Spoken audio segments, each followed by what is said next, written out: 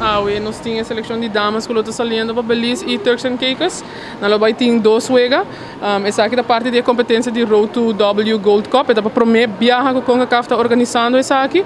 Então, nós estamos excited para com essa aqui também. Nós estamos jogando juego na casa e juego a fora de casa, mas o estádio não está claro ainda. Nós estamos jogando 2 jogos para fora de casa. E em outubro, sim, nós também estamos jogando na casa, e em novembro e em dezembro também. Então, por esse motivo, nós estamos jogando 2 jogos a fora de casa. Depois dessa aqui nós temos que enfrentar Bonaire e depois Belize e Turks também Aruba para nos enfrentar na casa.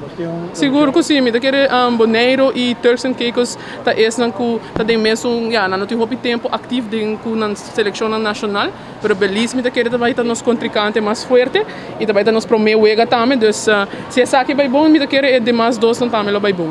Nós temos 20 jogadores e nós temos 4 jogadores de Holanda atualmente, eigenlijk nós temos mais jogadores de Holanda que não make it mirando que a seizoen de Holanda acaba de começar, pero hopefully para outubro, novembro, dezembro nós podemos para ajudar-nos a reforçar o time. Nós queremos ter aproximada de ano bezig e obviamente essa aqui é onde seleciona de mais jovem para o qual tá damas adulto, essa aqui é a seleção de damas adulto, pero nós temos de 5, de 6, de 7 anos.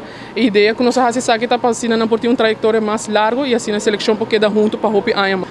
Minha trajetória é mais simples mesmo, é ano que CONCACAF, que está dentro da região, põe uma Nation League para damas, de qual a Aruba vai participar para o primeiro viagem, para eigenlijk sempre da sua primeiro viagem em geral com a federação de CONCACAF, por exemplo.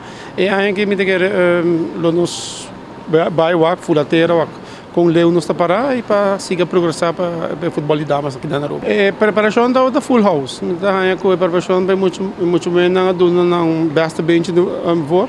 Me espera que também que de jogo não também que por reaccionar por cair back arriba como é forma que não treino e me seguro que o resultado não cai no nosso favor.